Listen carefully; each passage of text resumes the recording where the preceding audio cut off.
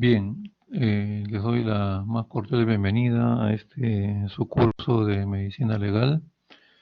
Eh, Estamos iniciando el día de hoy con la primera reunión bajo esta modalidad virtual y como siempre lo hacemos también, al igual que en la fase presencial, vamos a arrancar con lo determinado por la universidad y sus reglamentos, que es el llamado de la lista correspondiente. Por favor, atentos al llamado de sus apellidos y responden presente para poder considerarlos adecuadamente en el listado del día de hoy. Avia, Eric Avia. Presente, doctor. Muy Presente, bien, doctor. buenos días. Bien. Aldea Chihuantito. Presente, doctor. Muy bien. Buenos días. Álvarez Cabrera. Presente, doctor. Bien. Andrés Cruzado. Buenos días, doctor presidente. Muy buenos días. Bien. Barrutia Aroni. Barrutia Aroni. Presente, doctor. Presente. Buenos días. Muy bien. Bastidas Quispe. Bastidas presente, doctor. Muy bien. Basalar Ventosilla. Presente, doctor. Buenos días. Bazán Guzmán. Buenos días, doctor. Presente. Bien. Briceño Fuentes. Presente, doctor. Muy bien. Buenos días. Cacho de la Cruz. Buenos días, doctor. Presente. Muy bien. Buenos días. Camones Ramos. Buenos días, doctor. Presente. Buenos días. Casani Quinto. Buenos días, presente, doctor. Buenos días. Chávez Valencia. Buenos días, doctor. Presente. Buenos días. Conisya Atúncar. Buenos días, doctor presente. Buenos días. Cruz Zárate. Buenos días, doctor, presente. Muy bien, buenos días. Durán Pinedo. Presente, doctor, buenos días. Muy bien. Flores Yaranga. Presente, doctor. Flores Yaranga. Muy bien. Gómez Carrasco. Presente, Gómez. doctor. Buenos días. Presente. Bien. Grande Ramírez. Buenos días, doctor. Presente. Muy buenos días. Guzmán Chávez. Buenos días, presente. Buenos días. Guamán Santos. Buenos días, doctor presente. Muy buenos días. Janampa Almora. Buenos días, doctor. Presente. Muy buenos días. Jaramillo Gutiérrez. Presente, doctor. Buenos días. Buenos días. Jiménez Julián. Presente, doctor. Muy bien. Jiménez Ranilla. Presente, doctor. Jiménez. Buenos días. La Torre Alejos. Buenos Buenos días. La Torre Alejos. Buenos días, Torre, doctor. Bien. Laguna Tolentino. Buenos días, doctor, presente. Buenos días. Laime del Solar. Buenos días, doctor. Presente. Buenos días. Mayea Miranda. Muy buenos días. Manrique Gamarra. Buenos días, doctor. Presente. Buenos días. Martínez Palomino. Doctor, buenos días. Presente. Buenos días. Mateo Lozano. Buenos días, doctor. Presente. Buenos días. Mauricio Fernández. Buenos días, doctor. Presente. Buenos días. Miranda Larios. Presente, doctor. Muy bien. Buenos días. Moreno Cuya. Moreno Cuya. A ver, Brigitte Moreno está, pero tiene dificultades, veo acá en la señal. Ok, muy bien. Núñez Palomino. Núñez Buenos días, Palomino. doctor, presente. Buenos días. Otero Carrillo. Presente, doctor. Buenos días. Oviedo Mendoza. Buenos días, doctor. Presente. Buenos días. Patiño Vergara. Presente, doctor, buenos días. Bien, muy bien. Paxi Lancha. Buenos días, doctor. Presente. Buenos días. Picoy Romero, perdón. Picoy Romero. Presente, doctor. Muy bien, buenos días. Pinto Narváez. Buenos días, doctor. Presente. Buenos días. Ponce Amoretti. Ponce Amoretti.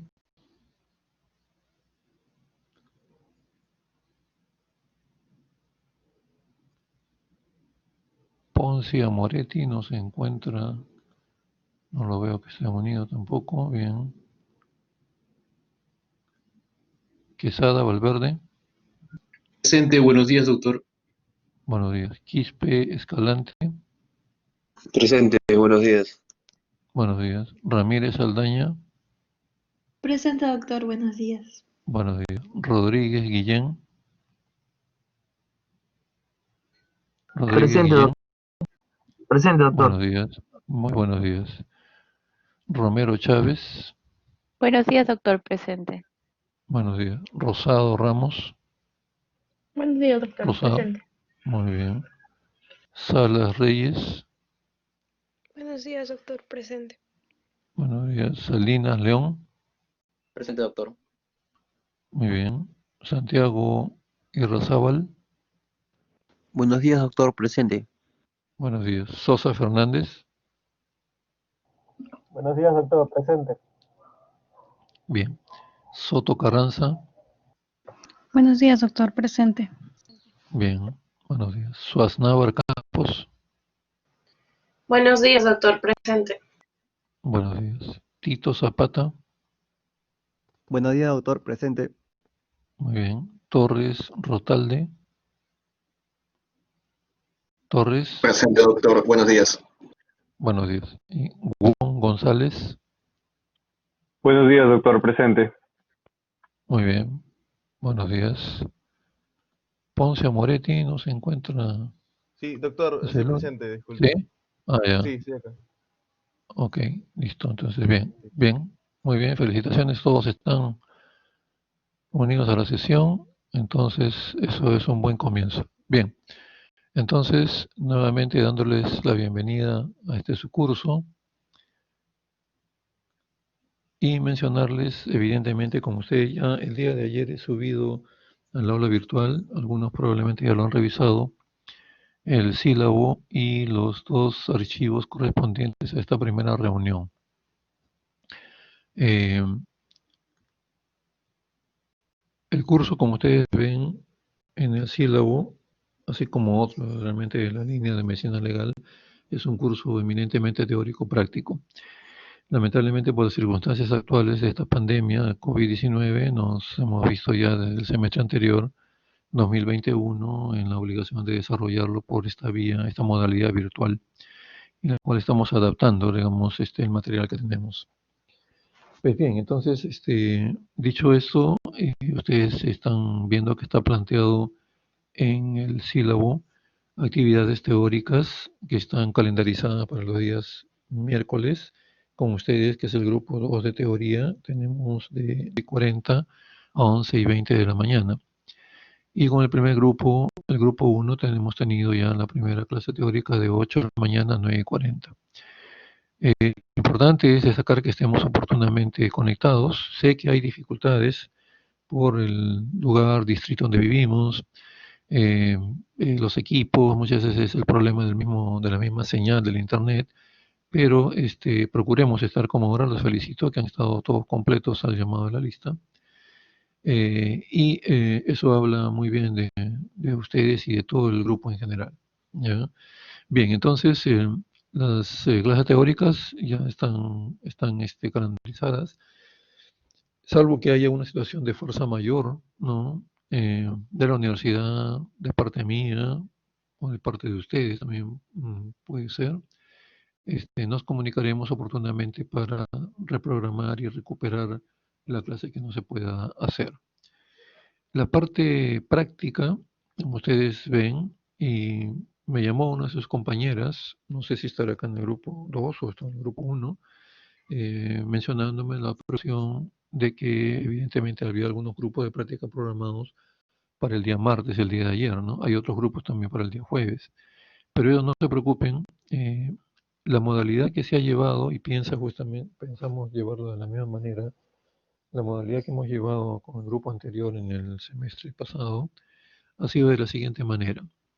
Eh, la parte práctica, cada uno de los docentes, somos 3 docentes en el curso, el que habla como jefe de curso, como responsable de curso, también tiene sus grupos prácticos de práctica. El doctor Saúl Takuda tiene también grupos de práctica, tanto del grupo de teoría 1 y del 2, y el doctor Ramos también, que se ha incorporado recientemente a la asignatura.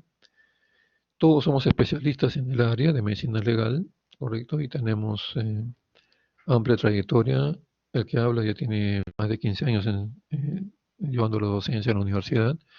El doctor Takuda un poco menos, y bueno, el que recientemente se ha incorporado el doctor Ramos, pero él también ha tenido poca trayectoria, pero es un excelente especialista. Él ha desarrollado la especialidad de medicina legal escolarizada y actualmente se desempeña como médico asistente en la División Médico Legal de Santa Anita. El que habla y el doctor Takuda somos subespecialistas en tanatología, ¿no? O sea, trabajamos ya desde hace buena cantidad de años en la Morgue Central de Lima, que técnicamente se denomina División de Tanatología Forense, ¿no? Uno de los bastiones principales del Instituto de Medicina Forense, de Medicina Legal, perdón, y Ciencias Forenses, que tiene el Ministerio Público. Y evidentemente nuestro afán en la docencia es transferir nuestra experiencia en lo que nos corresponde a nuestra especialidad, tanto en la parte práctica como en la parte teórica, ¿correcto? Bien, entonces, hablando de la parte práctica tiene dos componentes que están también establecidos en el sílabo. Las exposiciones, revisiones, análisis de casos, ya sea tanatológicos, ya sea clínicos, forenses, y la otra parte son el desarrollo de seminarios que están establecidos. Son alternados, ¿no? Una semana se realiza una práctica, la próxima semana. Esta primera sesión de práctica que se ha denominado en el sílabo es básicamente como se tenía la experiencia ya de la fase presencial, era organizar los grupos, ¿no? Poner criterios en que se van a desarrollar, repartir los sílabos, etcétera. Esto se los estoy mencionando el día de hoy, ¿no? Por lo tanto, esta semana no va a haber una práctica así formal. A partir de la próxima semana sí se va a desarrollar ya condicional digamos, se superen unos problemitas técnicos de la organización del aula virtual, y para eso requiero yo, ya desde ahorita les dejo el encargo, igual hecho con sus compañeros del grupo 1, que se pongan de acuerdo democráticamente y me designen un coordinador del grupo de teoría 2 y se pongan de acuerdo con sus compañeros que también son del grupo del otro Takuda, doctor Ramos y los míos, que tenemos en ambos grupos de teoría, tenemos grupos de práctica, ¿no? O sea, que se pongan de acuerdo y designen un delegado por grupos de práctica de mis grupos, del otro briseño, un delegado por todos los grupos de práctica del otro Takuda y un delegado por todos los grupos de práctica del otro Ramos. ¿Ok?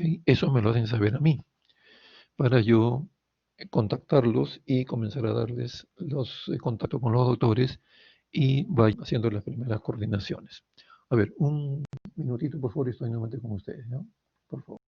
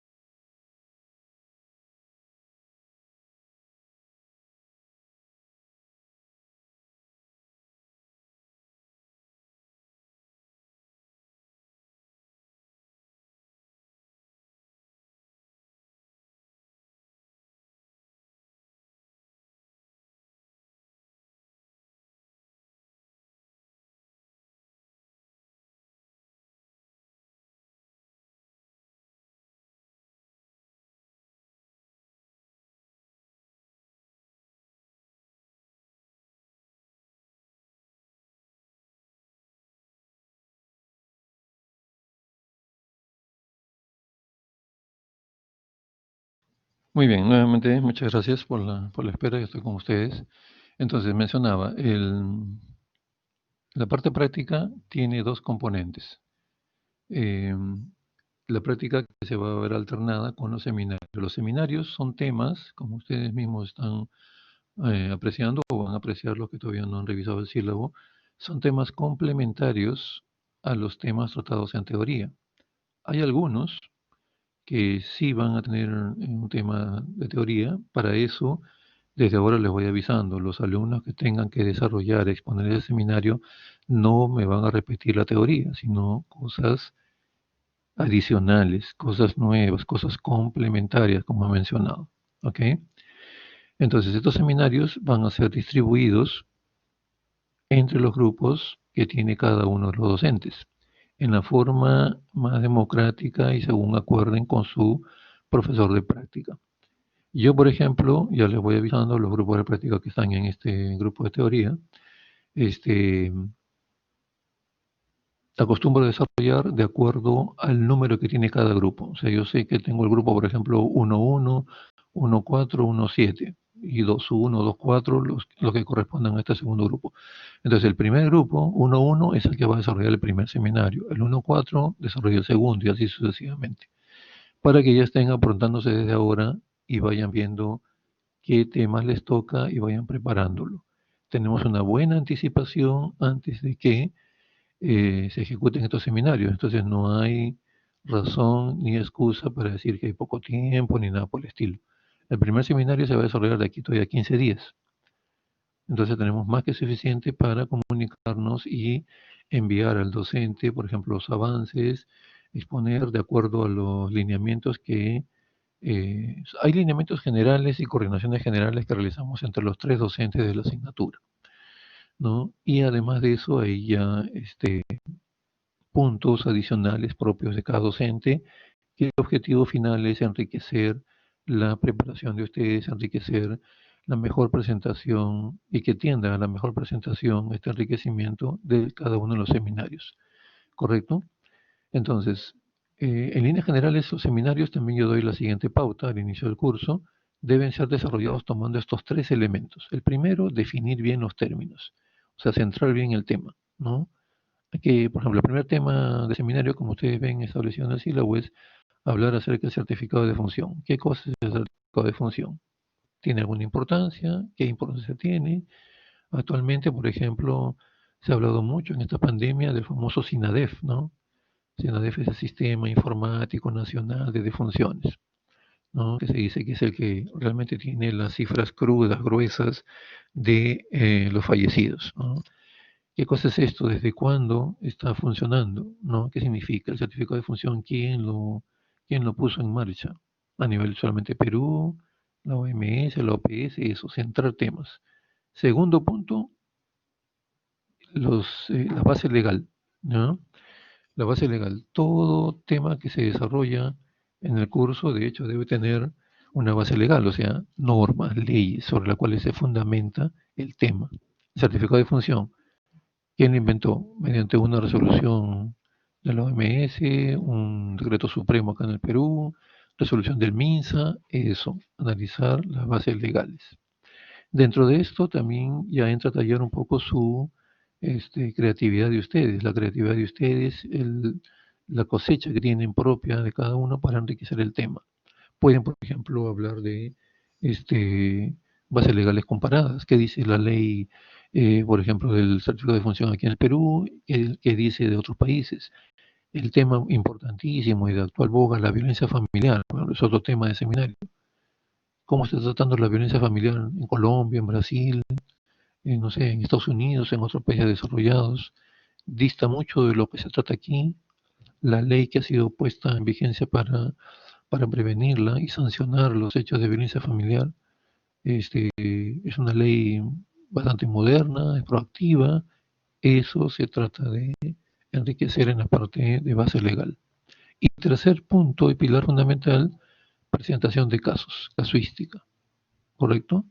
Entonces, esos son los 3 ejes importantes generales para todos los grupos. Adicional a esto, cada docente puede agregar o puede enriquecer este tipo de presentaciones. ¿correcto? Entonces, esto quiero para que estén preparados y comiencen ya a desarrollar los temas una vez que tengan asignados. Los míos ya prácticamente teniendo esta pauta ya saben qué seminario les toca con respecto a su grupo. Ok, entonces el detalle tecnológico que falta un poquito afinar es un poco repetir la experiencia del semestre 2021. Y ustedes van a ver que cada grupo de práctica tiene una entrada específica para un día y una fecha. Lo que se hizo era justamente para tratar de conglomerar a todos los grupos de determinado docente, era crear un nuevo ingreso, ¿no? En el cual se puso ahí el título, los códigos y todo, y decía seminarios. Entonces, en ese ingreso estaban conglomerados todos los grupos de práctica de cada uno de los profesores. Eso veo que hay un poquito de dificultad, no se ha programado todavía en aula virtual. Entonces, estoy en conversaciones con la doctora Vilma Herencia y probablemente con la oficina de informática para ver de qué manera se puede replicar eso. Y si no, que me den una alternativa para poder tenerlos a todos mis grupos de práctica el mismo día y la misma hora en que se acuerde. Ese es otro punto que paso a detallar. Entonces, los que tienen, por ejemplo, programado el día martes de 11 a 1, el martes de, no sé, de 4 a 6 de la tarde, o el jueves, otras fechas, eso solamente es para poder haber programado la matrícula y el registro en sus diferentes grupos. El día y la hora exacta donde nos vamos a reunir todos los grupos de práctica míos, el día y la hora que se van a reunir todos los grupos del doctor Takuda y del doctor Ramos, va a ser decidido justamente a través de el nexo que se tenga con los delegados de los grupos de práctica. Sabemos ya que ustedes, por ejemplo, tienen dedicado prácticamente, si es que no es todo el día, al menos gran parte de la mañana, gran parte de la tarde de los miércoles para medicina legal. Entonces, lo que se va a aprovechar es eso, ¿no? Plantear democráticamente a todos los delegados la hora, por supuesto, después de las teorías, ¿no? O sea, a partir de las 11:20, probablemente 11:20, 11:30, ¿no? Son 2 horas que tenemos que estar reunidos, ya sea en las prácticas o en los seminarios. Entonces, después de las teorías, que terminan a las 11:20, podemos planificar y acordar con cada uno de los docentes la hora en que nos reunimos todos los grupos de práctica para desarrollar una semana la práctica y otra semana el seminario. ¿Correcto? Entonces, no se preocupen por estar buscando entrar a la reunión virtual en la hora del jueves, en la hora del martes que han sido programados. Vamos a discutir bien a través de los... Por eso es que quiero, ya el grupo 1 de teoría tiene la consigna y la tarea encargada de escoger, de igual manera que les pido a ustedes, un delegado por grupo de teoría y un delegado por todos los grupos de práctica de cada profesor. Yo ahorita voy a ponerles, como ya lo hice con el grupo 1, mi teléfono, para que a través de llamada telefónica o de WhatsApp me tengan lo más pronto posible, yo creo que entre hoy día o mañana, los nombres, apellidos y teléfonos de estos delegados que estoy pidiendo. ¿Ya? Que en resumen son un delegado por grupo de teoría, un delegado por grupo 1, que lo va a hacer ese grupo correspondiente, el grupo de ustedes que es el grupo 2, designar un delegado por el grupo de teoría y conversen con todos los grupos de práctica para que salga un delegado por todos los grupos de práctica del doctor Briceño, un solo delegado por todos los grupos de práctica del doctor Takuda y un solo delegado o delegada por todos los grupos de práctica del doctor Ramos.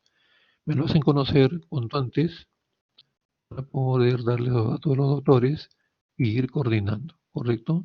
Estoy poniendo yo mi teléfono ahorita en el chat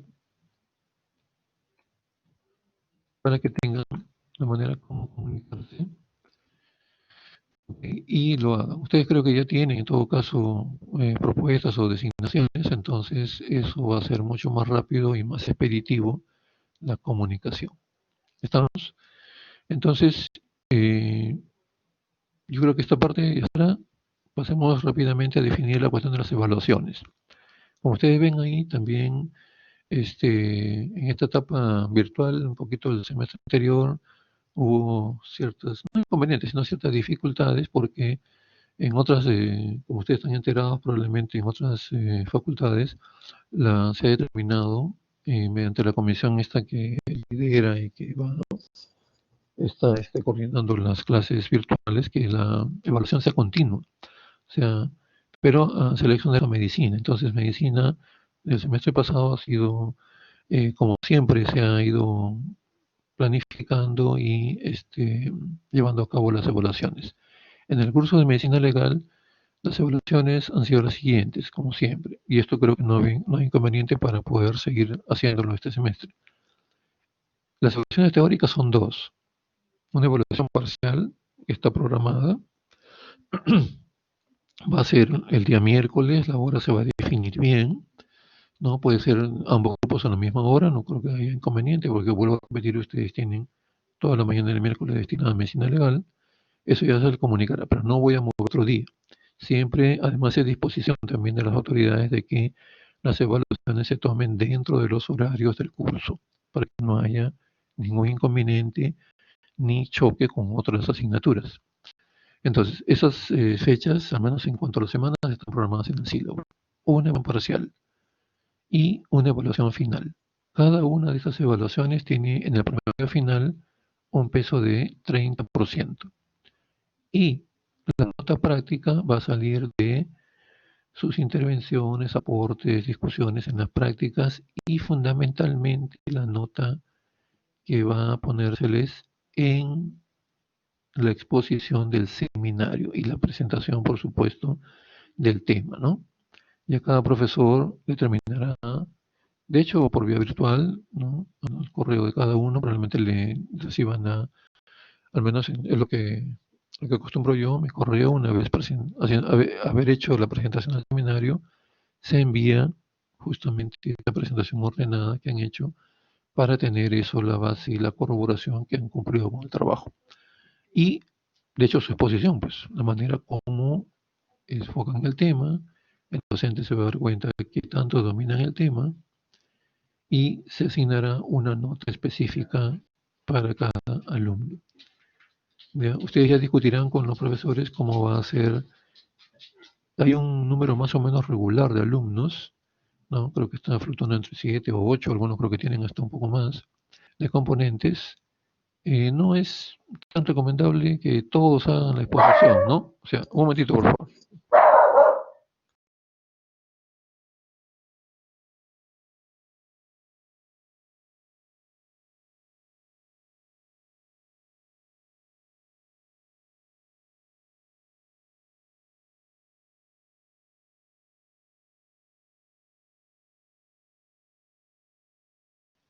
A ver, muy bien. Disculpen por la interrupción.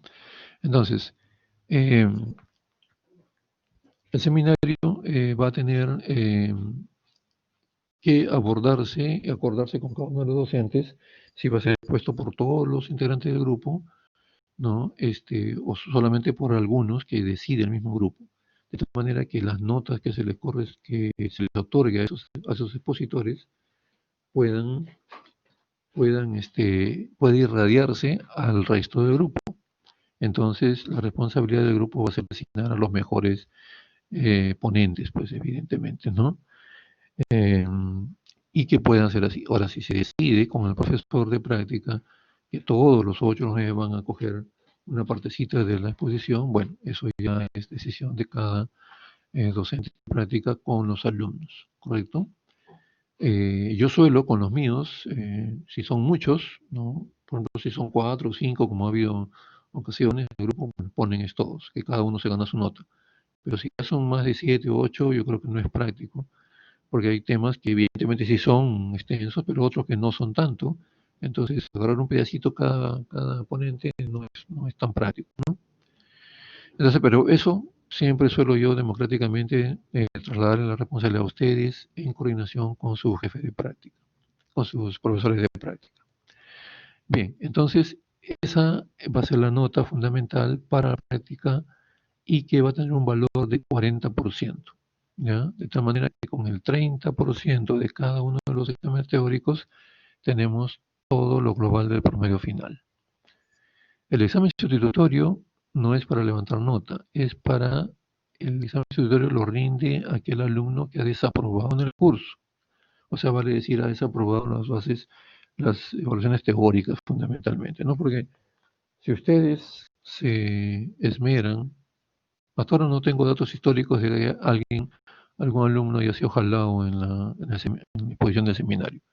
Eso yo creo que ya pues, sería un pésimo precedente si ocurre en esta promoción, ¿no? Entonces ya ustedes tienen un 40% del curso ya prácticamente aprobado y ya es responsabilidad de ustedes aprobar el otro 60% mediante las evaluaciones teóricas. Fundamentalmente las evaluaciones teóricas van a ser del orden de opciones múltiples, de las cuales una y solo una va a ser la correcta.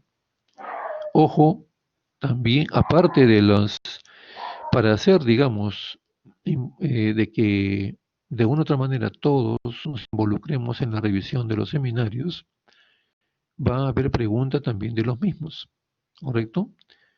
No solamente el grupo que le toca exponer, por decir, en el primer seminario, ese grupo se va a ganar su nota, va a verse de que revisa bien los temas, se expresa bien, y los demás grupos en ese momento hacen de auditorio. Pueden preguntar, pueden intervenir, pueden agregar, corregir, es el desenvolvimiento que quiero ver y todos los docentes queremos ver para que veamos que realmente hay una participación activa. Pero para garantizar también de que estamos revisando el tema todos y no solamente el grupo ponente, van a venir preguntas de los seminarios. Ojo, guerra avisada no mata gente, dice el dicho. Entonces, además de las teorías, van a venir de los seminarios algunas preguntas. Eso garantizará que todos manejemos de una u otra manera los temas que están propuestos en los seminarios, ¿correcto? Entonces, yo creo que ya en resumido hemos hecho la presentación del curso y la metodología que vamos a llevar con respecto al desarrollo de las prácticas, y de los seminarios. El único inconveniente que queda un poquito por superar es la programación de la entrada única u otra modalidad que me brinden apoyo informático para estar reunidos todos los grupos en el mismo día, a la misma hora, con su docente, ¿correcto? ¿Hay alguna duda, alguna inquietud que quieran aclarar?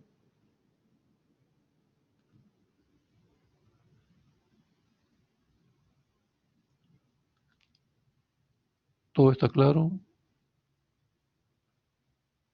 ¿O todo está por aclararse? ¿Está medio turbio? A ver. Bien, ya hay una votación porque está todo claro. De todas maneras, en el transcurso del curso, de las reuniones que vamos a tener, vamos a ir nuevamente reiterando la cuestión de las asistencias, la cuestión del desarrollo tanto de las prácticas y de los seminarios también. ¿Correcto? Entonces vamos a ir agregando los archivos para compartir la pantalla y poder dar comienzo a las exposiciones teóricas programadas para esta primera semana. Con respecto a...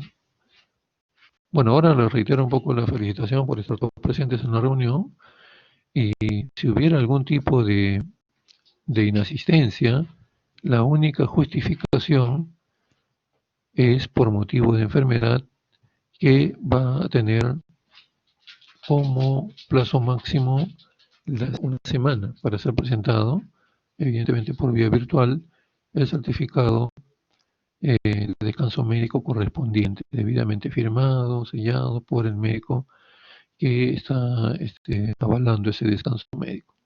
Otro motivo, y son estos dos únicos motivos que están justamente siendo justificados, es que la universidad los designe para una representación, ya sea deportiva, ya sea académica, y por supuesto esa responsabilidad del alumno de hacerme llegar como coordinador de la asignatura ese tipo de documentación por vía virtual para tener presente y comunicar a los docentes de práctica que si es que coinciden con alguna evaluación, se reprogramará o se postergará para ese alumno en específico la evaluación o lo que haya que reclamar, perdón, postergar y, por supuesto, la justificación de la inasistencia. Otros motivos no están autorizados, pero si hay una situación muy, ¿cómo se llama? Personal, no sé, me imagino de repente, Dios no quiera, la pérdida de un ser querido muy cercano, lo coordinaremos también con las debidas corroboraciones. Pero como digo, lo único oficialmente reconocido para justificar la inasistencia es motivo de enfermedad y motivo de designación por parte de la universidad ante una representación. ¿Correcto? Entonces están advertidos y usualmente yo voy corroborando el porcentaje de inasistencia y si evidentemente hay algunos que ya se acercan peligrosamente al 30%, justamente en las últimas semanas del curso doy a conocer y eso sale automáticamente del control de asistencia, automáticamente sale en un Excel el porcentaje de asistencias e inasistencias de cada uno de los alumnos.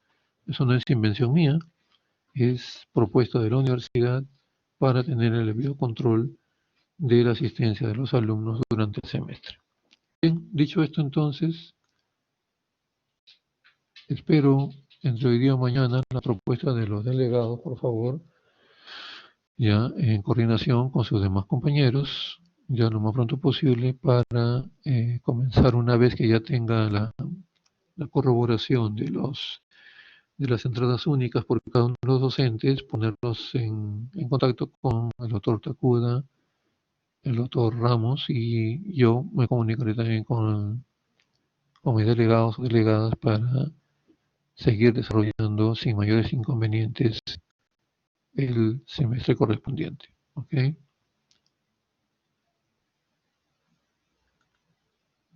Muy bien, entonces el primer archivo que hemos subido corresponde al tratamiento de un tema importante que es el desarrollo, ¿no? El fortalecimiento de la medicina en su especialidad de medicina legal o medicina forense. Vamos a ver más adelante que son sinónimos estos términos.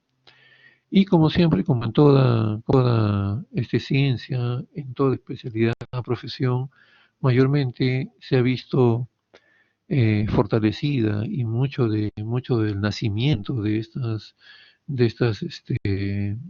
ciencias y en la que nos ocupa, que es la ciencia médica, han tenido mayormente lugares de nacimiento y desarrollo en otras latitudes, ¿no? El viejo continente, el continente europeo, el continente asiático, y todos han ido contribuyendo a la medicina, y en especial la medicina forense, vaya fortaleciéndose, desarrollándose y cumpliendo su labor fundamental, que es básicamente el aportar todos los conocimientos médicos en una adecuada y oportuna administración de justicia. Bien, acá hay una proyección de presentación. Bueno, la que habla, tengo una experiencia ya bastante interesante en la docencia. Mi labor actualmente es en el Instituto de Medicina Legal, al igual que los otros docentes, el doctor Takuda y el doctor Ramos, y mi subespecialidad es la tanatología forense, al igual también que el doctor Takuda. Ambos trabajamos en la Morgue Central de Lima ya hace una buena cantidad de años, yo voy a cumplir ya 25 años el próximo año, y creo que tenemos cierta autoridad y definitivamente experiencia que transmitir en la capacitación de ustedes como alumnos con respecto a nuestra experiencia. Hemos desarrollado múltiples, definitivamente, también acciones y labores dentro del instituto. Actualmente, el doctor Takuda es un profesional de un nivel bastante destacado. Actualmente, ya por cerca de 3 años, viene ocupando la gerencia de criminalística del Instituto de Medicina Legal.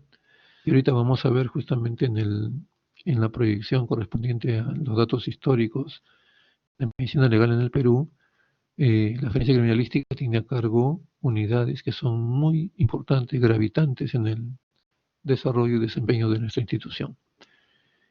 Yo soy asistente actualmente, estuve a cargo cerca de 6 años en la Dirección General de la Morgue Central de Lima. Y bueno, ahora estoy como médico asistente y siguiendo lo que realmente me gusta mucho, el desarrollo de la docencia a nivel universitario. Bien, realmente desde los albores de la humanidad y de las primeras culturas muy antiguas, como la mesopotámica, como se menciona acá en la proyección, se han ido desarrollando y acumulando conocimientos médicos y especialmente médicos legales o médicos forenses. En el año 1700 a.C. ya se hablaba de regular la actividad médica y, como vemos, habían códigos ya, ¿no?, de comportamiento, de, digamos, querer ir midiendo el comportamiento de las diversas poblaciones, sociedades. El código de Hammurabi que se trasladaba a la práctica real a través de la ley del talión, ¿no? Ojo por ojo, diente por diente. ¿Correcto? A los que hurtaban, robaban, ¿qué se les cortaba? La mano, ¿no es cierto? Y había así una serie de sanciones muy duras ellas que evidentemente para la época esta suerte de código penal, digamos, ¿no?, era tolerable, era aceptable. Y a través de los siglos han ido superándose y evidentemente han seguido manteniéndose todavía algunos países, por ejemplo, con la pena de muerte, lo cual acá en Perú, firmante del Pacto de Costa Rica, se ha, digamos, abolido, ¿no? No se aplica la ley, hace muchísimos años la ley corresponde a la pena de muerte, salvo por cuestiones de traición a la patria, creo que son las excepciones. Creo que hay uno otro por ahí, pero evidentemente es producto de la evolución de la humanidad en sus diferentes contextos, ¿no?, culturales también sobre todo, ¿no?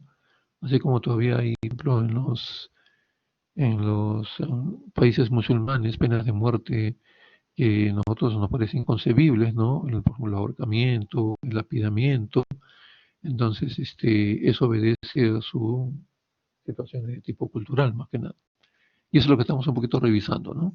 En China, como todos sabemos, una cultura milenaria, también se fueron desarrollando ya desde el siglo XIII textos y conceptos médicos legales. Y también la ciencia médica, ¿no?, ha ido avanzando, de tal manera que eso ha ido difundiéndose hacia el mundo occidental, ¿no?, como por ejemplo la práctica de la acupuntura, que tiene su origen justamente en una cultura china, ¿no?, milenaria. En la India comienzan los sistemas de criterios de valoración de lesiones. En Grecia vemos que es la cuna de la ética, la filosofía, ¿no?, situaciones de tratamiento especial ético y ontológico, y es punto de partida, punto de nacimiento del juramento hipocrático, ¿no? ¿Cuál es el primer punto del juramento hipocrático que todos podemos respetar y adelante en nuestra vida profesional una vez que nos titulamos y nos colegiamos? A ver, los escucho. ¿Cuál es el primer punto?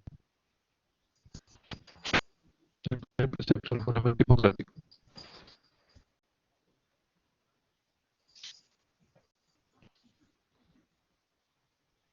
A ver, los escucho.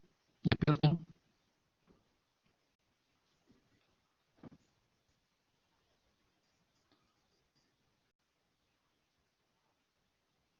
Vamos, ¿ustedes se acuerdan? Primer punto del juramento hipocrático.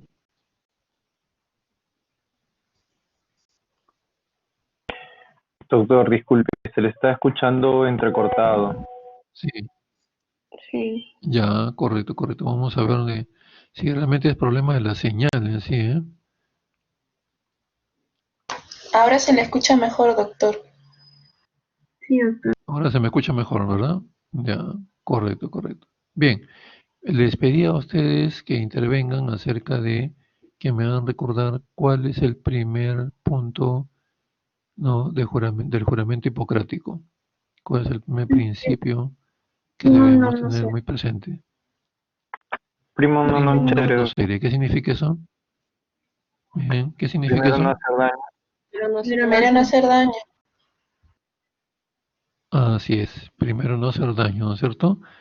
Eso significa que debemos utilizar todos nuestros conocimientos en bien del paciente, en aliviarlo o mejor aún sanarlo.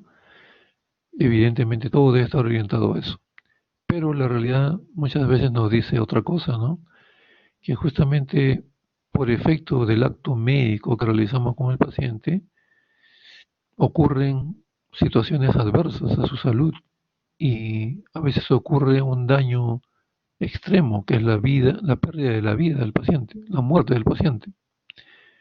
Entonces, eso justamente se convierte ya en una situación de tipo polémica en el actuar del médico y tiene que ser sometido a una investigación, porque rápidamente hay una pues denuncia en contra del profesional por un delito contra la vida de ese paciente, que es contrario al juramento hipocrático, ¿verdad?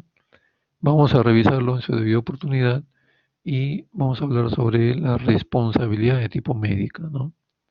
En el cual se habla justamente de las modalidades de culpa médica, ¿no? La negligencia, la imprudencia, la impericia, etcétera, etcétera. ¿Ya? Hacia finales del semestre se vamos a abordar en una clase teórica este tipo de situación, que nos pone un poco incómodos, ¿no? Porque finalmente son colegas que efectivamente han jurado cuidar al paciente y lamentablemente después de un procedimiento, que puede ser clínico, clínico quirúrgico, etcétera, nos damos con la sorpresa que el paciente muere o queda con secuelas muchas veces permanentes, ¿no?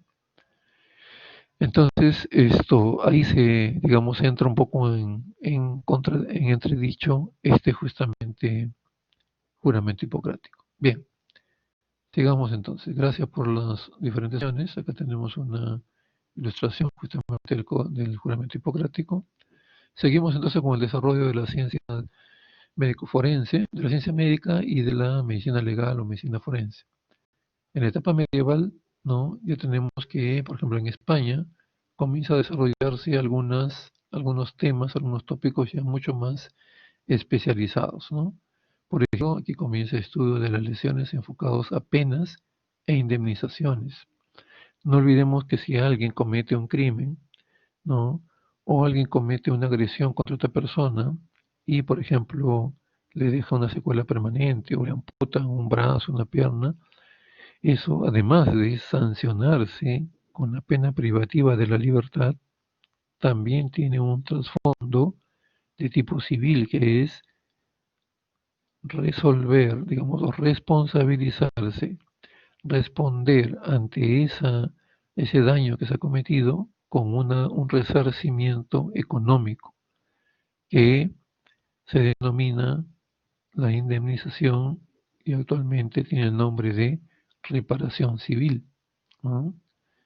La reparación civil va conexa con cualquier tipo de delito que se haya cometido. No olvidemos, por ejemplo, ¿no? Gente que muchas veces no ha sido solamente autor intelectual y no física de un asesinato, también, ¿no? Por ejemplo, al expresidente Fujimori, cuando se le condenó a 25 años de pena privativa de la libertad, ¿no? Se le dice, además de eso, debe cumplir con abonar una reparación civil de tantos miles de soles, ¿no? Igualmente, en todas las personas que son sancionadas o penadas, se les asigna un resarcimiento económico en beneficio de los familiares de la víctima o de la víctima si ha sobrevivido. Entonces, miren, ya desde la época del siglo XIII comienzan a discutirse este tipo de situaciones. También se habla ya sobre sexología, ¿no? Sobre violación, lo que actualmente sería un delito contra la libertad sexual, ¿no? Bajo la modalidad de violación, sobre la figura del aborto.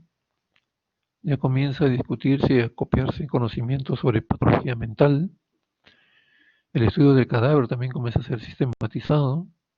Entonces, imagínense, ya hay una serie de puntos que evidentemente comienzan a fortalecer la medicina legal o medicina forense. Hacia el siglo XVI En otros países, como por ejemplo en Francia, el investigador Paré estudia básicamente temas de traumatología y sexología, organizándolos, ¿no?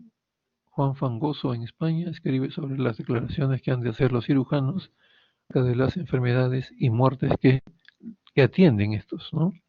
Ejemplo, si lo que, trasladándolo a nuestro tiempo actual, si sucede, por ejemplo, que recibimos en una emergencia al hospital, de la clínica en que trabajamos, o de un consultorio privado, o un herido por bala, ¿qué es lo que tenemos que hacer? Evidentemente salvarle la vida, tratar ¿cómo se llama?, de estabilizarlo, ¿no? Si son, digamos, unas heridas, digamos, de intensidad moderada, pero paralelamente a esto, todo hecho violento de ese tipo, tenemos la obligación de reportarlo ante la autoridad, primero policial, ¿no? Para que se constituya en el lugar de detención y se hagan las investigaciones respectivas. Porque podemos haber recibido a la víctima de un asalto, por así, de una agresión, o podemos haber recibido también al agresor, ¿no? Al criminal, al que ha disparado y ha herido a esta persona que estamos nosotros atendiendo. Entonces, esa es la intención un poco de esto.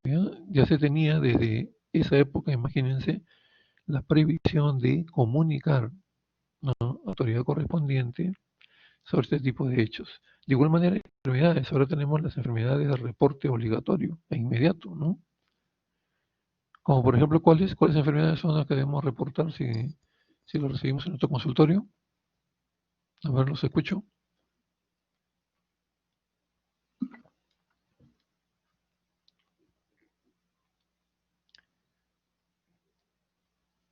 ¿Qué enfermedades debemos reportar obligatoriamente una vez diagnosticadas o teniendo al menos la sospecha, ¿cómo se llama?, de que corresponde a este tipo de enfermedades?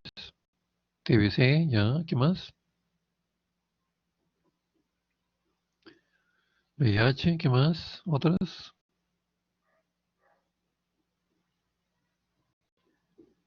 Ya, correcto, ¿qué más? ¿Eruptivas? ¿Qué eruptivas?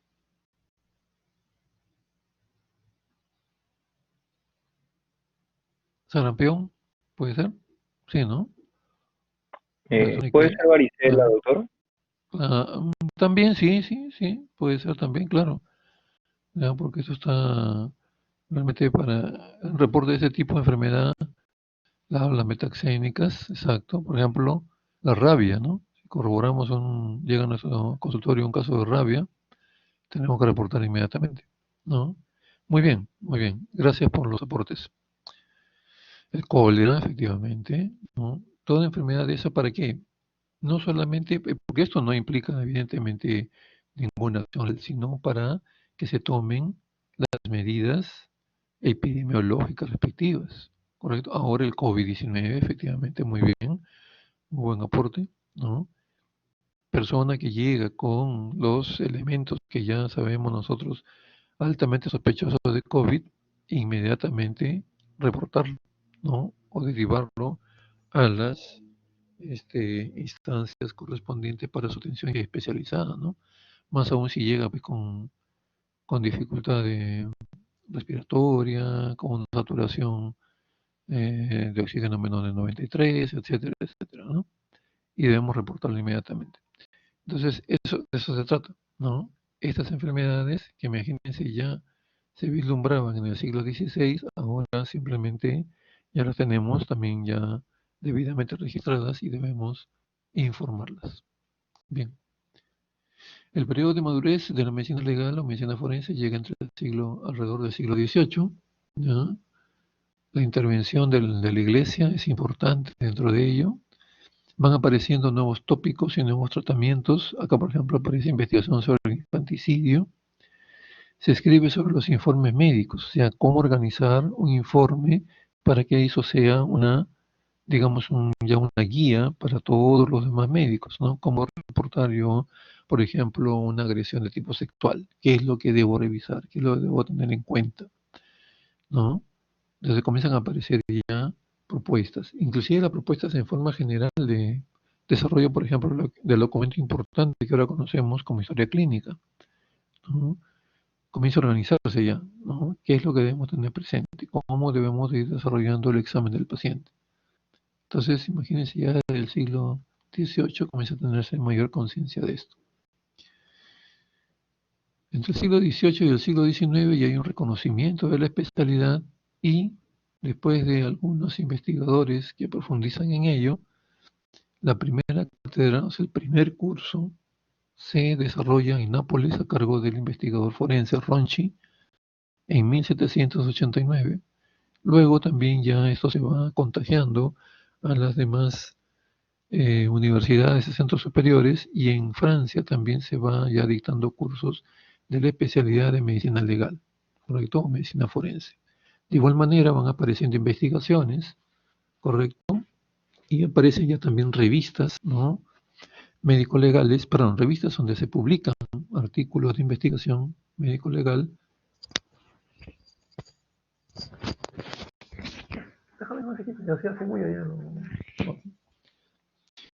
Y esto no era, pues, digamos, un nivel menor, ¿no? Sabemos que, evidentemente, en una revista especializada como la que existe en el de hoy, se publican, ¿no? Artículos de alta especialización, de investigación, digamos, correspondientes y que han pasado por una serie de tamizajes, ¿no? Debidamente técnicos y científicos, ¿correcto? Y así tenemos que va desarrollándose ya a nivel del siglo XX, ya comienzan a aparecer el despegue técnico y científico de la especialidad. Comienza a profundizarse sobre la subespecialidad de psiquiatría forense, ¿no? Que aporta mucho a la administración de justicia. Un juez, un fiscal desea saber, pues, qué tanta peligrosidad desarrolla una persona como para tenerla, pues, en un penal de alta seguridad o simplemente en cuidados, digamos, que no revisten mayor peligrosidad para ella y para los que van a estar alrededor de esa persona. ¿Correcto? Un segundito, por favor, y estoy nuevamente con ustedes.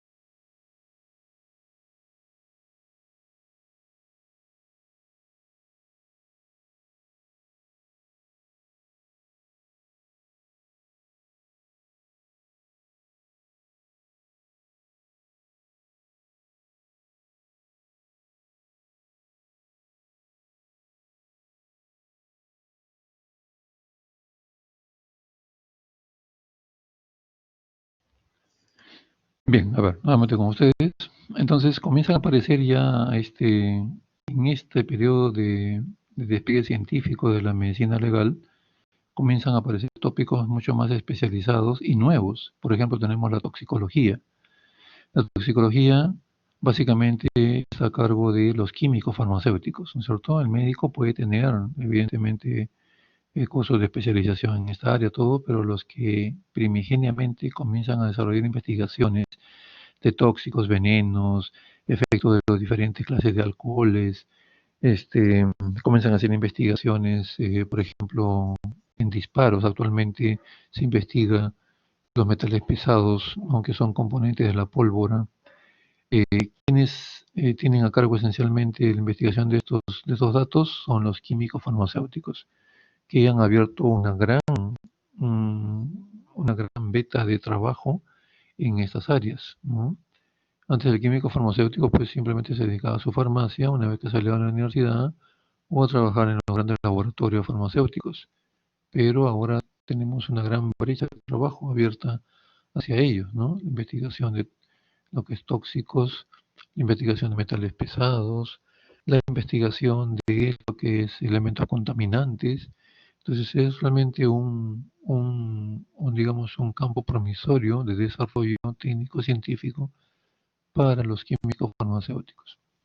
De igual manera aparecen ya temas más relacionados a sexología, hay un mayor desarrollo de la sociología, la criminología, que es la ciencia que estudia el comportamiento violento de una determinada población, de un determinado grupo de personas, o inclusive de un determinado individuo, ¿no? Investiga el por qué ha caído esa persona, ese grupo, en ese comportamiento de tipo violento. Eso entonces está a cargo de la criminología.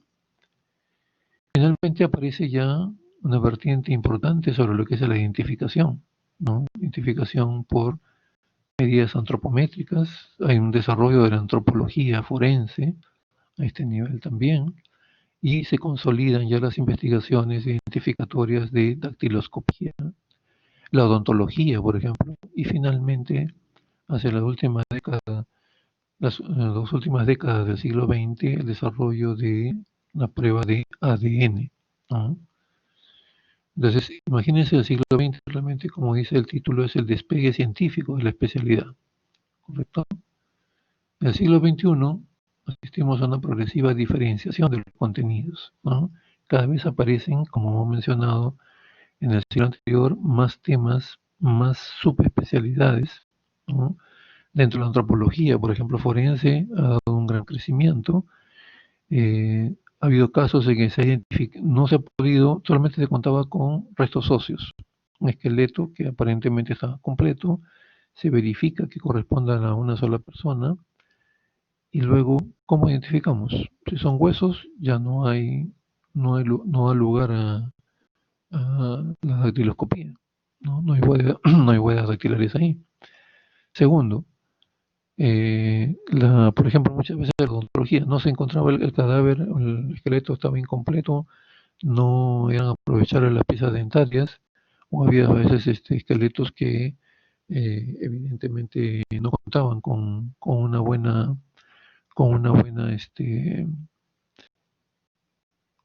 mandíbula, buen aparato, ¿cómo se llama esto? Odontológico para poder aprovecharlo y también identificar.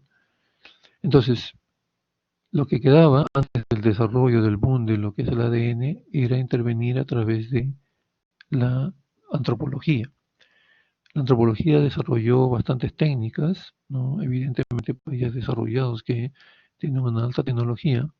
Una técnica, por ejemplo, de identificación que se denominaba superposición cráneo-fotográfica.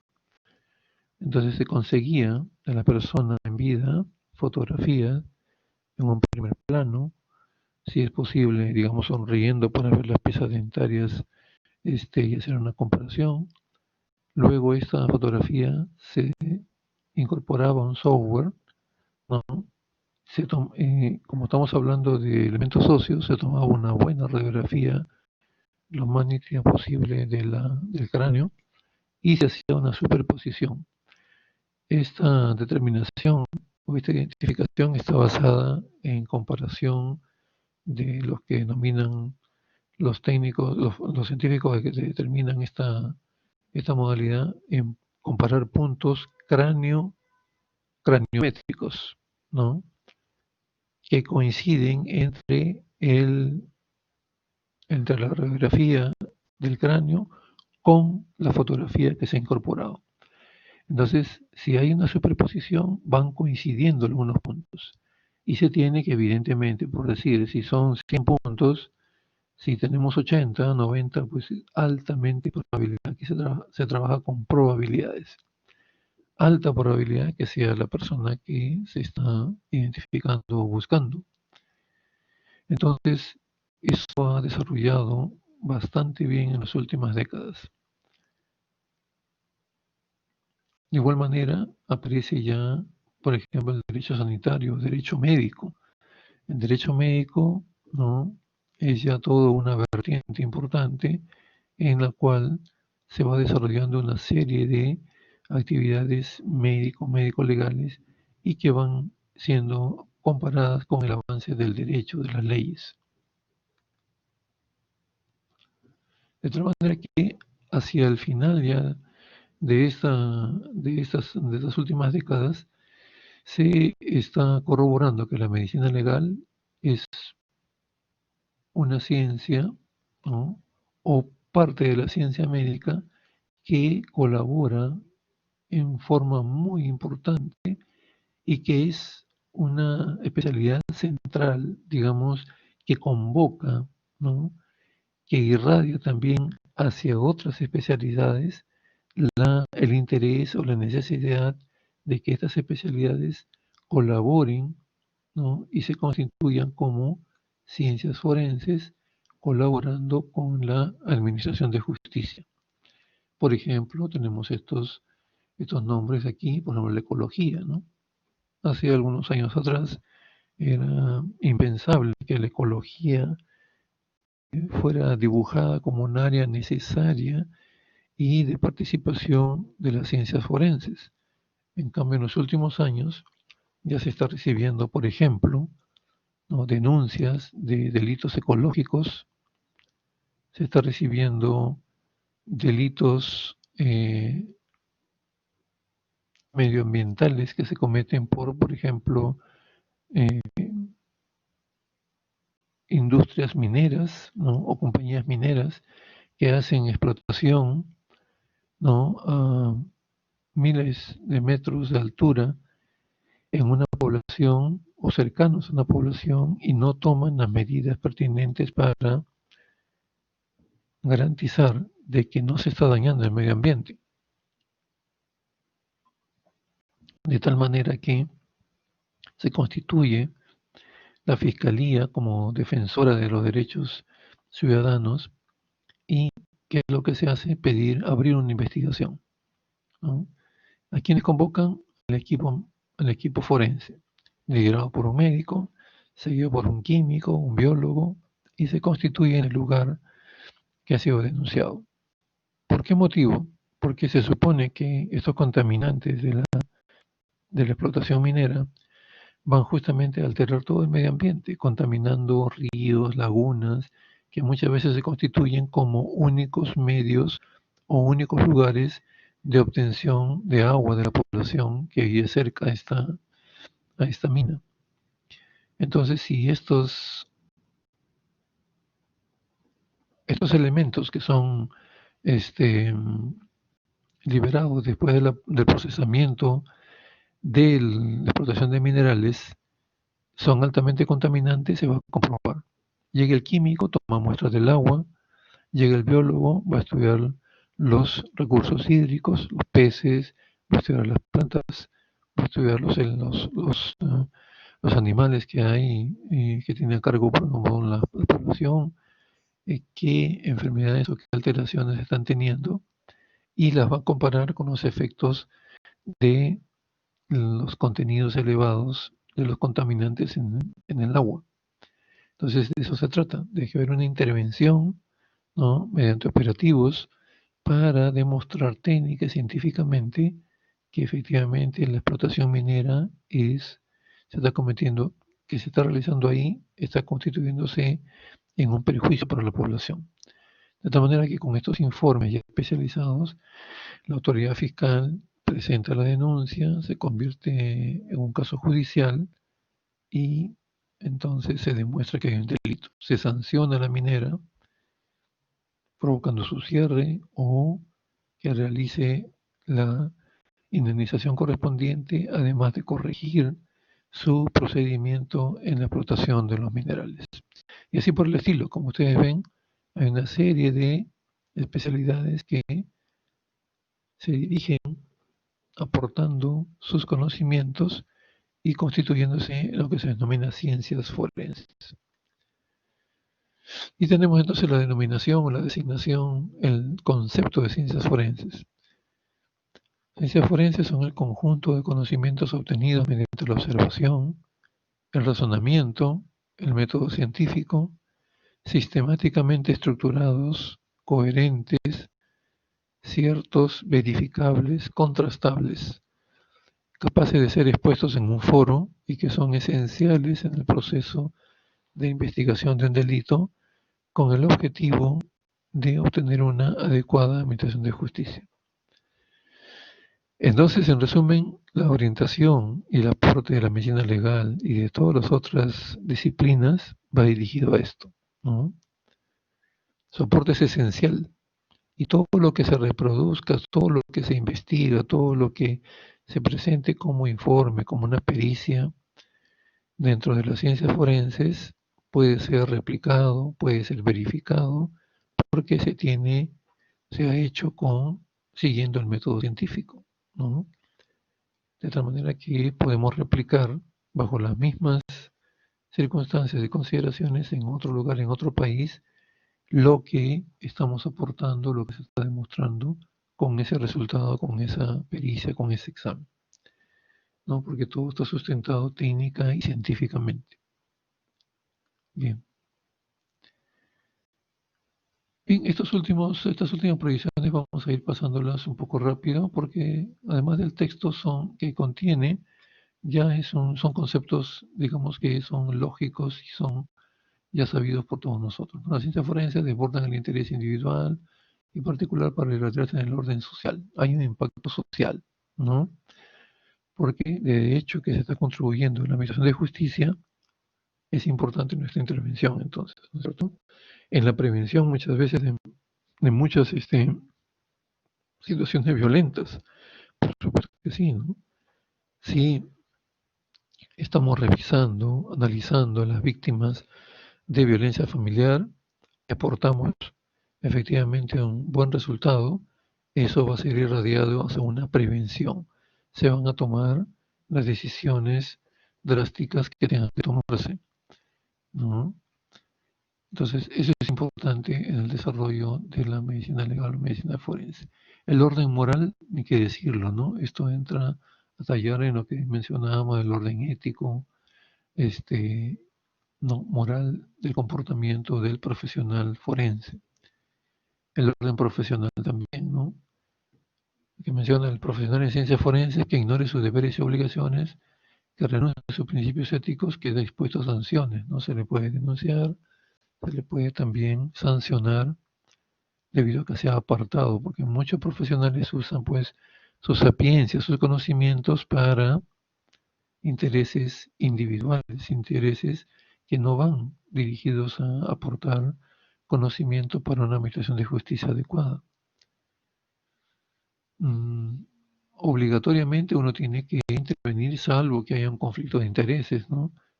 Si me convocan a hacer una necropsia, disponen que haga una necropsia, un reconocimiento, me designan para hacer un estudio especializado, no puedo sustraerme, salvo que esté pues yo familiarizado con alguna víctima o algún agresor. Eso denominamos nosotros conflicto de intereses. Salvo eso, estoy obligado a participar en lo que se me está convocando. Vemos acá el desarrollo funcional de las ciencias forenses y de la medicina legal. Entre los siglos XV y XVII, que se trataba de revisar lo mejor posible con el poco avance que había, lo que encontrábamos por ejemplo, en el lugar donde se había cometido un presunto delito, revisábamos a las personas involucradas en lo mismo y se trataba de convencer a quién, a las autoridades que tenían a cargo esta investigación. Entre los siglos XVIII y XIX era aportar pruebas. Ya no olviden que se está desarrollando un poco más los conceptos y aparecen ya mayores equipos, mayor instrumental, que va siendo mucho más técnico el examen de algunos elementos relacionados a este presunto delito. Ya van montándose laboratorios para poder examinar elementos que se encuentran relacionados a la comisión del delito, de tal manera que eso se convierte en una prueba. La prueba o el elemento que es inclusive escudriñado, investigado a nivel de los laboratorios, se convierte, estudiado a profundidad, se convierte en evidencia. Es algo irrefutable, ¿cierto? Que se le pone a disposición de las autoridades.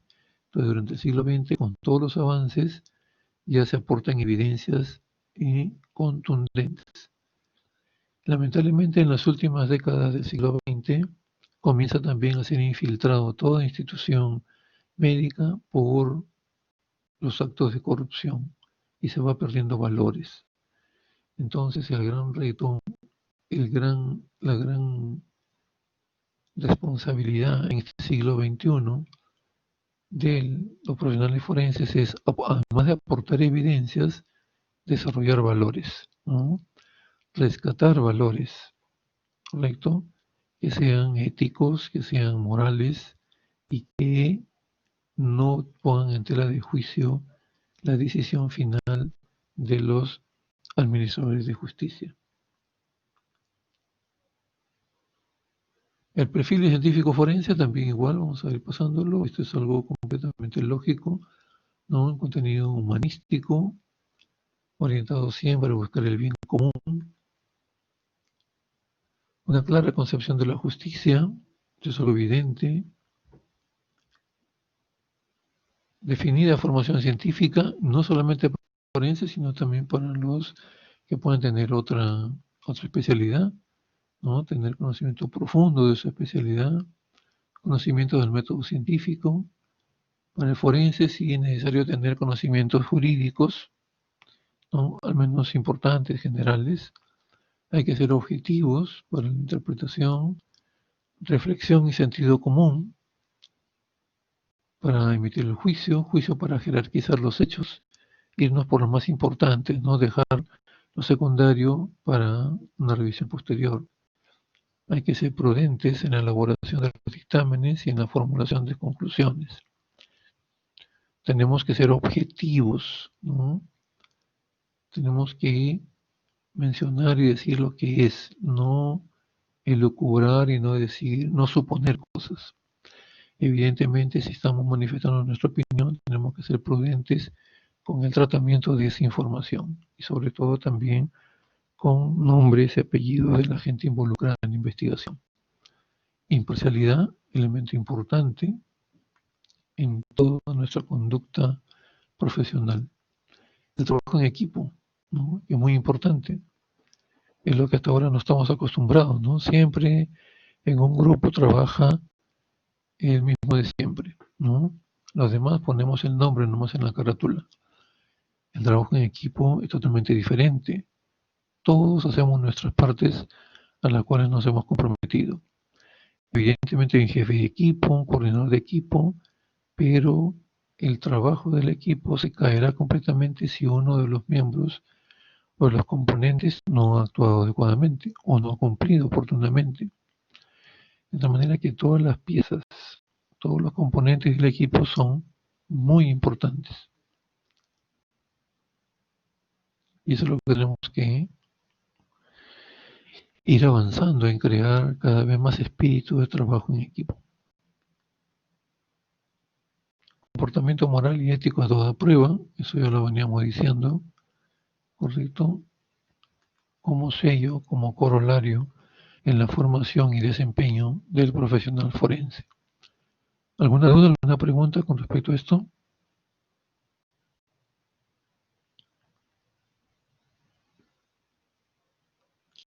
Ok, vamos a subir entonces, vamos a juntar un último archivito que es ya el aterrizaje en nuestro país de las ciencias forenses, de la medicina legal sobre todo, y también ya ir perfilando una definición de lo que es medicina legal o medicina forense, ¿correcto?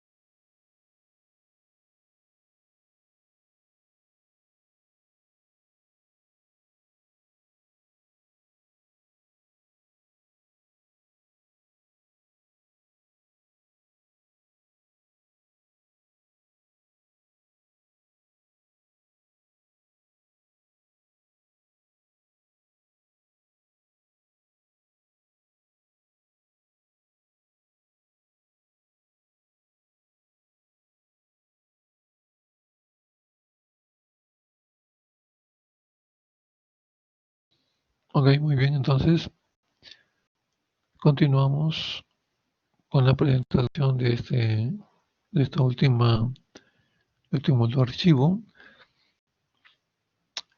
en el cual mencionamos pues que la medicina legal o medicina forense forma parte de las especialidades de la medicina dentro de lo que se denomina ciencias médico-sociales, ¿no? Contempla intereses generales de una comunidad social o de una nación, ¿no? No solamente nos dedicamos específicamente a ver al individuo como tal, sino como parte integrante de una comunidad, de una sociedad. Y nuestro accionar tiene enorme repercusión en eso, ¿no?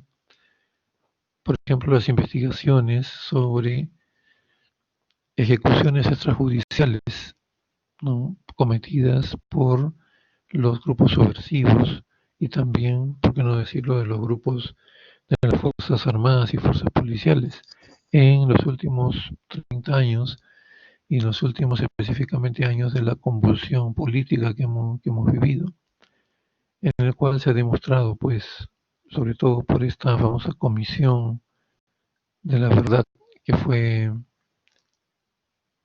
creada en el año 2001, al término del Fujimorato. Esta comisión de la verdad encontró pues una serie de delitos que se habían cometido y que ameritaban la intervención de la Fiscalía con todos sus componentes científicos, técnicos, profesionales, ¿no?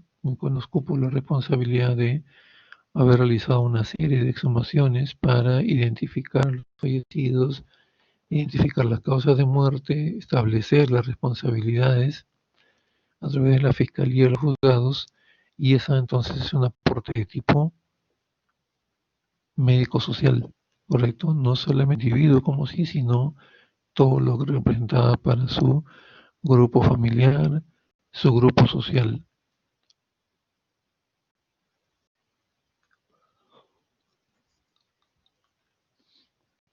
Lo que denominamos entonces, llegamos a la conclusión que sean sinónimos medicina forense y medicina legal. También se le conoció como medicina judicial o jurisprudencia médica, pero que son términos que han quedado ya en el pasado, en el desuso, ¿no? Actualmente puede denominarse esta especializada en la medicina como medicina legal o como medicina forense.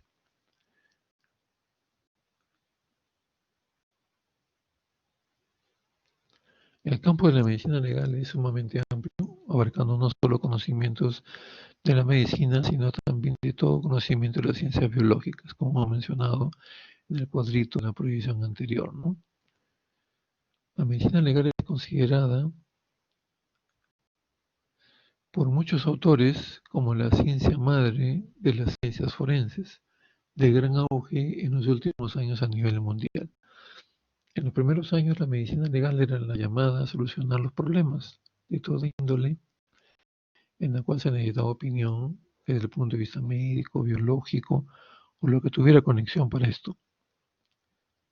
Vimos a través de los años que no solamente la medicina, sino que ya había necesidad de contar con otras especialidades para poder justamente complementar la acción de la justicia.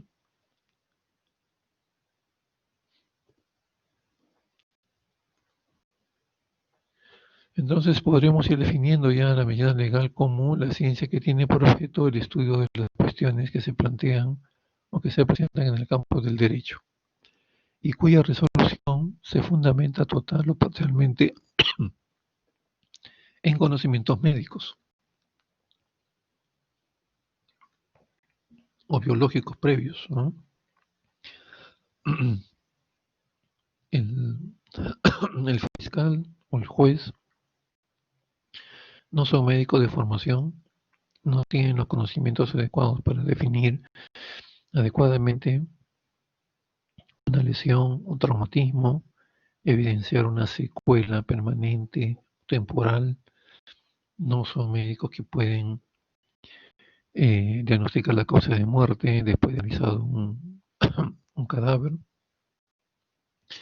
Entonces necesitan obligatoriamente la opinión del médico especializado en esta área para que él, en el lenguaje sencillo, comprensible, pueda explicarles en el desarrollo del caso y ellos puedan entenderlo y eso trasladarlo al campo legal, que determine responsabilidad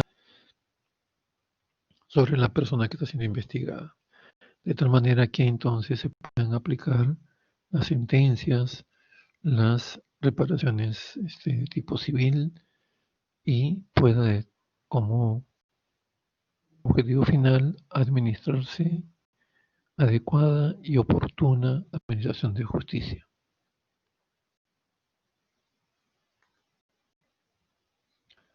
Otra definición establecida en esta prohibición es que la medicina legal es el conjunto de conocimientos médicos y biológicos necesarios para la resolución de los problemas que plantea el derecho, ¿no? Tanto en la aplicación de las leyes, en su perfeccionamiento y evolución. Estas definiciones entonces nos centran entonces y nos llevan a decir y a tener claro el concepto de que la medicina legal o medicina forense tienen un carácter de ciencia auxiliar o asesora del derecho, siendo su labor muy importante, necesaria e insustituible. Lo que les decía hace unos momentos. No pueden traer otro profesional que no sea médico para que les explique al fiscal o al juez situaciones que son meramente de efecto médico o meramente comprendidos, examinados y aclarados por nosotros los médicos. Por lo tanto, nuestra labor en este punto se vuelve insustituible. No pueden sustituir la opinión médica por la opinión de otro profesional.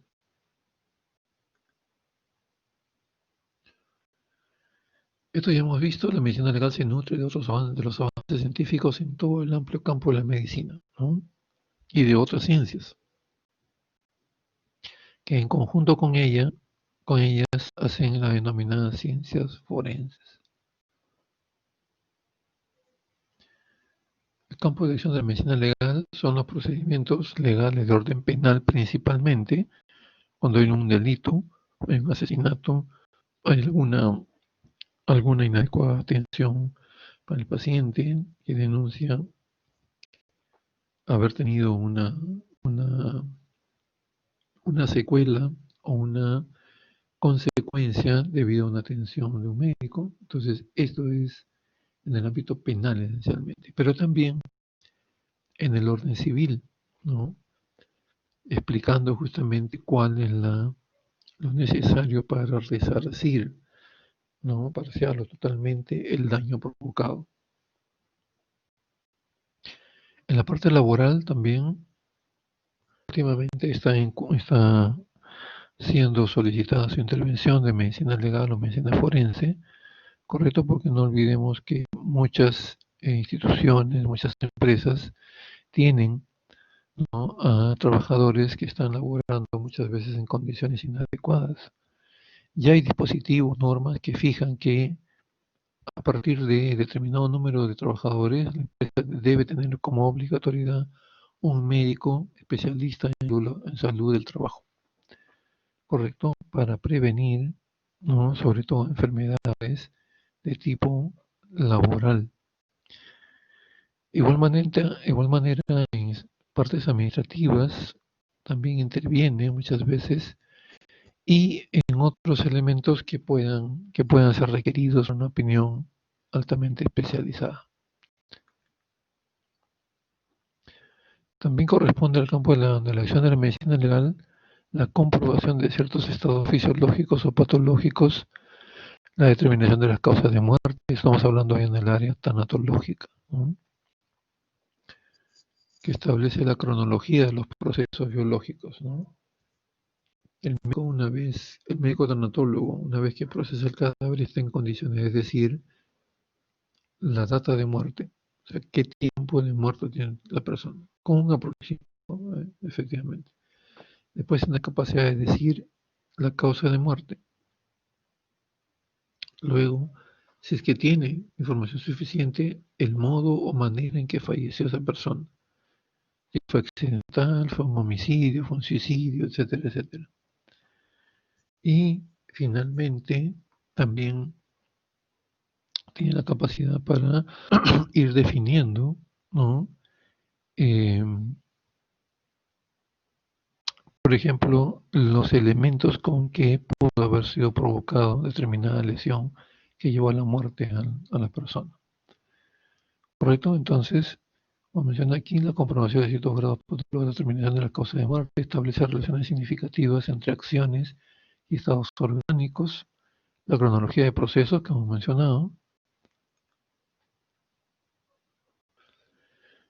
los datos históricos. Decíamos hace unos momentos que ya debemos ir aterrizando en la definición de medicina legal y ciencias forenses y también en lo que significa la historia de la medicina legal en el Perú. Las primeras referencias certeras de las actividades médico-legales datan desde mediados del siglo XIX, época en que estas labores fueron realizadas por los médicos de la policía, que pertenecían o estaban ligados a los institutos armados y a la policía de aquel entonces. ¿Por qué? Porque se atendían estos médicos, porque evidentemente la población de ese entonces todavía era pequeña, no había necesidad de contar con más médicos, pero posteriormente, como todo va avanzando y desarrollando, ya los médicos de la policía no se dan abasto para evaluar, ¿no?, al mayor número de personas que necesitan ser evaluadas por médicos legistas, y toman el nombre estos médicos de médicos titulares, ¿no?, que para cumplir funciones médicos legales en una población en que no existía médico de la policía. Entonces, si no existía médico de la policía y había un posible delito que investigar y se requería la opinión médico legal, entonces se recurría a estos médicos denominados médicos titulares. Se da la ley 2949 del año 1918, en que se utiliza recién la denominación de médicos legistas. En el siglo XIX, las autopsias médico-legales se realizaban en los mortuorios de los hospitales de la Sociedad de Beneficencia Pública y posteriormente en el anfiteatro anatómico de la Facultad de Medicina de San Fernando. Estos hospitales de sociedades de beneficencia eran los que hasta ahora existen como grandes y vetustos hospitales, como por ejemplo los de Mayo, San Bartolomé, etcétera, etcétera. Aquí también, como había población, se comenzaron a realizar necropsias médico-legales. Y de hecho, ya posteriormente fomentando el número de estos exámenes, y por lo tanto ya se decidió pasarlo a un lugar más apropiado, que era el anfiteatro de San Fernando, a partir del año 1891. Pero luego la Facultad de Medicina de San Fernando solicita desocupar por una serie de elementos, una serie de puntos que se han encontrado, solicita que esto sea reubicado, ¿no? El estudio de los cadáveres sean reubicados a otro ambiente.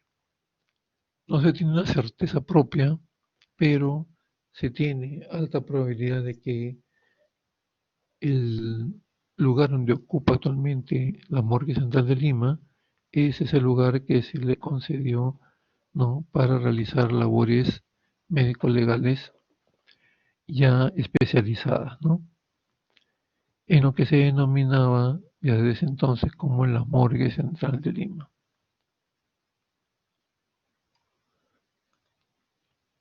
Es el mismo terreno entonces que ha sido cedido en uso por un largo periodo y que actualmente, como el Instituto de Medicina Legal depende de la Fiscalía de la Nación, entonces la Fiscalía de la Nación es la que está a cargo de todos estos infraestructura, de toda la infraestructura que ocupan las diversas instalaciones de las unidades de medicina legal. En esa época, estamos hablando en 1918, ¿no?, comienzo del siglo XX, comienza a organizarse también el reconocimiento de personas agredidas vivas, ¿no?, porque los fallecidos serán atendidos en la Morgue Central de Lima, y esas personas serán atendidas en el Palacio de Justicia, en uno de los sótanos del Palacio de Justicia. Y aquí se creó por primera vez lo que se denominaba oficina médico-legal, ¿correcto? Y la Morgue Central de Lima, que hacía evidentemente el estudio de los cadáveres involucrados en hechos presuntamente delictuosos. Entonces tenía ya dos grandes unidades, una que trabajaba con personas vivas, ¿no?, y la otra que trabajaba con fallecidos con cadáveres. Labor de la Morgue Central de Lima, y la otra se denominaba oficina médico-legal. En el año 1981, mediante el Decreto Supremo 021 del Estado de Justicia, ambas dependencias, la que funcionaba en Palacio de Justicia y la de la Morgue, son comprendidas en una dirección médico-legal y necropsias del sector justicia, ¿no?, del Ministerio de Justicia. Este era un órgano de línea de la Dirección General de Justicia del Ministerio de Justicia, ¿no?, encargada de normar y coordinar todas las acciones médico-legales en todo el país. Entonces, este ha sido ya, digamos, el germen, el nacimiento del instituto, que ahora tiene, digamos, una serie de unidades altamente especializadas. En 1985 se promulga otra ley, la 24.128, en la que se crea ya oficialmente el Instituto de Medicina Legal de Perú, y se le confiere el nombre de uno de los primeros investigadores forenses, que fue el doctor Leonidas Avendaño Ureta, dándose la categoría de instituto, ¿no?, siempre perteneciendo al sector justicia. En ese entonces, debemos tener presente que todavía no había el Ministerio Público, los fiscales todavía no existían, y todo lo realizaban los jueces. Levantamiento de cadáver, estaban presentes en las necropsias, etcétera, etcétera. Lo bueno en esta época, que se dependía del sector justicia, era que teníamos una naturaleza independiente y también un sistema administrativo propio. Teníamos nuestro propio presupuesto. Eso permitió que avanzáramos de acuerdo a la realidad. Pero lamentablemente en el año 1992 se promulgó una ley, la Ley Orgánica del Sector de Justicia, Decreto Legislativo número 25993, por la que es transferido al Instituto de Medicina Legal del Ministerio de Justicia al Ministerio Público. Y de un solo plumazo nos convertimos en un apéndice del Ministerio Público. Se eliminó la autonomía financiera, económica lo cual estuvo pésimamente mal.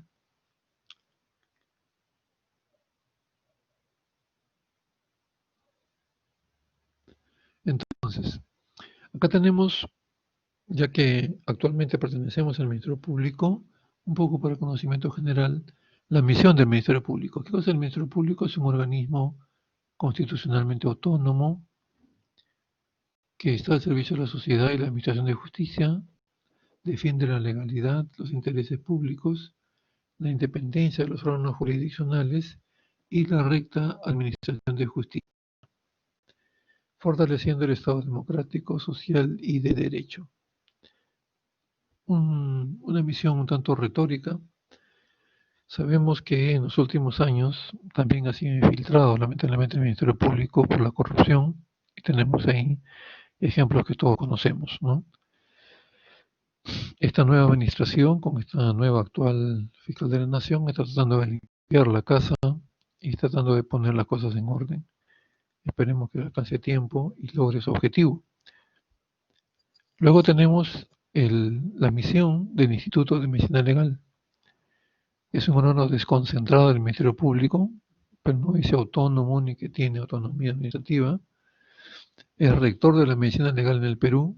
Eso sí, todo lo que tenga que ver con medicina legal, dispositivos, normas, procedimientos, sale emanado del instituto y oficializado a través de una resolución de la Fiscalía de la Nación.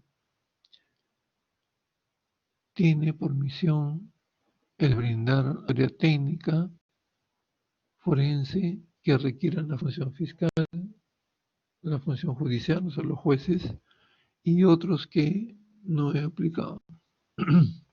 Y otros que colaboren con la administración de justicia.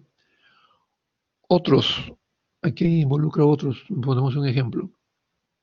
Se ha creado hace algunos años atrás, por ejemplo, la Defensoría del Pueblo, ¿no? La Defensoría del Pueblo cumple una labor muy importante, sobre todo en la defensa de los derechos ciudadanos. Entonces, muchas veces casos involucrados con situaciones médico-legales han sido llevados o sido solicitada la intervención de la Defensoría del Pueblo. Por lo tanto, esta Defensoría requiere, ¿no?, y nos solicita compartir hasta cierto punto a veces información, y se ha sentado a discutir en muchos casos para contribuir de todas maneras en el sistema de administración de justicia a una adecuada y oportuna administración de justicia. Asimismo, es misión del instituto realizar docencia, que es lo que estamos haciendo en estos momentos, ¿no?, a nivel superior, para formar recursos humanos especializados en pre y posgrado. Ustedes saben que San Marcos es la que, bueno, actualmente es la única que proporciona la especialidad.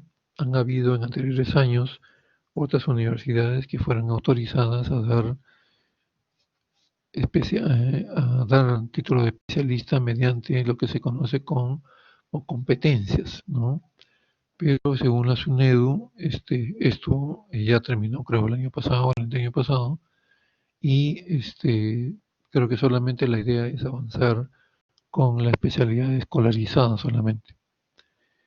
En fin, vamos a ver cómo va esto. Lo importante es que definitivamente se requieren cada vez más especialistas para tener una presencia, sobre todo a nivel nacional, en el interior del país. Se realiza entonces, además de la docencia, investigación científica para garantizar una mejora continua de nuestra especialidad, ¿correcto? Bien. Actualmente entonces tenemos, ya como última presentación de este tema, el Instituto de Medicina Legal tiene la siguiente estructura. Es una estructura no muy frondosa. Nuestra máxima autoridad es el jefe nacional, y por debajo del jefe nacional depende de quién, directamente de la Fiscalía de la Nación. No tiene otro nivel de referencia, sino directamente el fiscal de la Nación. Los órganos de línea son la Oficina de Garantía de la Calidad, donde se revisan constantemente todos los procedimientos médico-legales, la Oficina de Administración, Actualmente también tiene un buen trabajo porque hace ya unos años estamos intentando recuperar un poquito la autonomía que teníamos cuando pertenecíamos al sector justicia, ya que hemos sido declarados unidad ejecutora. Ya tenemos nuestro propio presupuesto, podemos gastarlo de acuerdo a nuestros requerimientos. Eso está dándose, lamentablemente ahorita con un poco de inconvenientes por lo de la pandemia, pero la intención es eso, ¿no? Convertirnos en un ente autónomo para que no tengamos mayores restricciones de acuerdo a lo que nosotros solicitamos. La gerencia criminalística, que es la que está a cargo, como decíamos en un momento por el doctor Takuda, tiene 4 grandes unidades a su cargo. El laboratorio de ADN, la división de tanatología forense, que es la morgue central de Lima, la división clínico forense, que es donde acuden las personas que son lesionadas, que están vivas todavía evidentemente, y que han sido lesionadas o han recibido algún tipo de, han sido involucradas en algún tipo de agresión y establecen la denuncia correspondiente. Y la última división, que es de toxicología y químico legal. Esta división todavía funciona en la morgue, pero ya estamos un poco hacinados, así que se está tratando de buscar de que tenga también su propia infraestructura. Y la gerencia de operaciones, que es la que está a cargo de todas las divisiones pequeñas del interior del país, en provincias. Tenemos actualmente en todas las capitales de provincias. Nuestro sueño, nuestro plan a futuro es tener en todos los distritos. Para eso necesitamos presupuesto, necesitamos infraestructura y evidentemente el apoyo de tipo económico y político de las autoridades, del Ministerio Público, de Economía y Finanzas, etcétera, etcétera. Como ven entonces, realmente es importante la presencia del Instituto de Medicina Legal, que afronta actualmente retos, como es la implementación del nuevo código, que es un nuevo modelo de investigación y de juzgamiento, temas sobre derechos humanos. La Comisión de la Verdad todavía nos ha dejado bastante trabajo por delante para seguir investigando desaparición y muerte de personas que han sido muertas en forma extrajudicial, reforzar nuestras unidades de investigación de delitos ecológicos y medioambientales. Es un tema bastante largo y profundo. El desarrollar nuevas tecnologías, software, ¿no? Elementos informáticos que nos permitan intervenir adecuadamente donde somos requeridos y realmente pues vernos convertidos en un futuro quizás no humano, en un gran y verdadero Instituto de Medicina Legal y Ciencias Forenses. ¿Alguna pregunta, alguna inquietud hasta acá?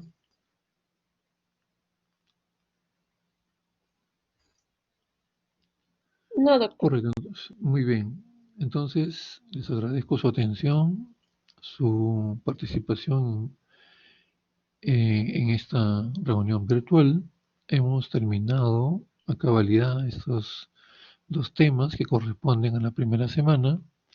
Y por favor, entonces, ustedes quedan en deuda conmigo en comunicarme entre hoy día y mañana la elección de los diferentes delegados, ¿correcto? Para garantizar el normal desarrollo del curso en el presente semestre, ¿correcto?